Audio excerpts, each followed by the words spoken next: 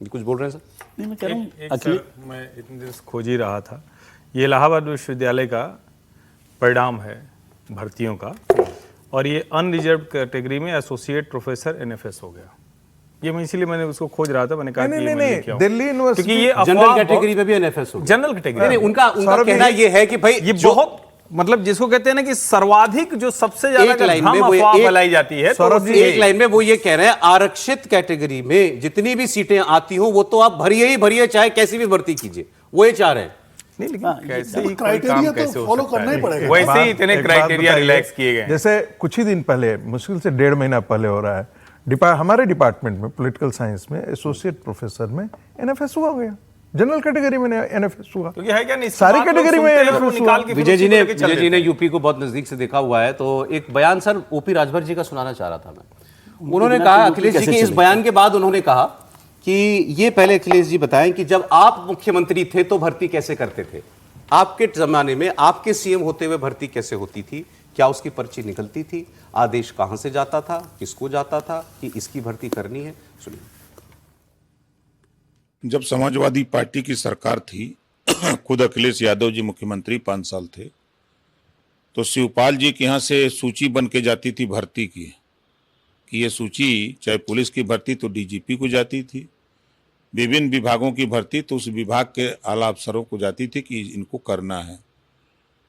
रात दिन मेहनत करते थे, माँ बाप पढ़ाते थे, कैसे मेहनत से पैसा जुगाड़ करके देते थे, और जब परीक्षा वो बच्चा देता था तब उसके साथ क्या करते थे ये अखिलेश जी, भूल गए वो? ये इन्होंने 27% रिजर्वेशन जो पिछड़ों को लागू है उसमें से अति पिछड़ों का हिस्सा ही लूटने का काम करते थे। 20% मुसलमान इनको वोट देता है। देखिए, एक्चुअली बीजेपी की सरकारें सर जहां भी हैं वो इसको अपनी एक उपलब्धि बताती हैं कि हमने भर्ती प्रक्रिया जो है वो बिल्कुल पारदर्शी बनाई है। बेहतर किए। और ये अभी राजभर जी का जो आरोप सुना आपने, नहीं, राजभर जी जो बता रहे हैं वो सनातन है, होता ही आया है, होता ही आया है और खत्म नहीं होगा। अच्छा, नाम पर्ची कहाँ से आएगी ये बदल जाती है खाली। अच्छा, आज भी होता है, आज भी होता है। इसमें प्रोफेसर साहब बैठे हुए हैं, मतलब उसमें पर्ची आने में योग्यता को भी आप जोड़ कर रखें, मतलब योग्य लोगों के लिए भी तो पर्ची आ सकती है। आप हमेशा ये क्यों सोचे कि अयोग्य लोगों के लिए ही पर्ची आएगी? पर्ची बहुत सारे लोगों की आती है। मेजॉरिटी भर्ती पर्ची से होती है या निष्पक्ष होती है? अब ये तो जो लोग भर्ती कर रहे हैं वो जानते हैं, लेकिन मतलब ऐसा होता है, इसमें कोई बात नहीं है। मैं जो दूसरी बात कर रहा था कि राहुल जी में और अखिलेश जी में फर्क क्या है।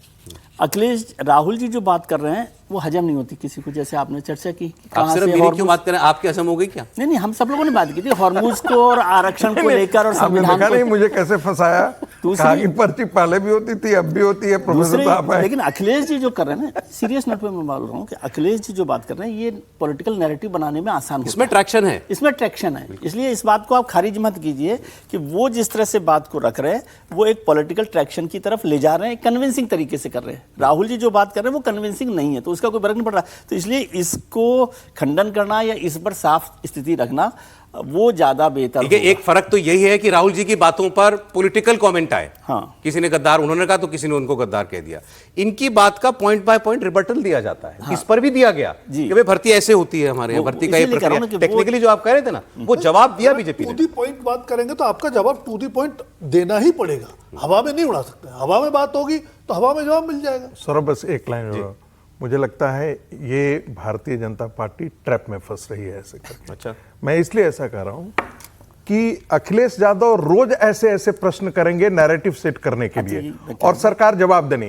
ये चुनाव में जाने से पहले ये गलत चीज है।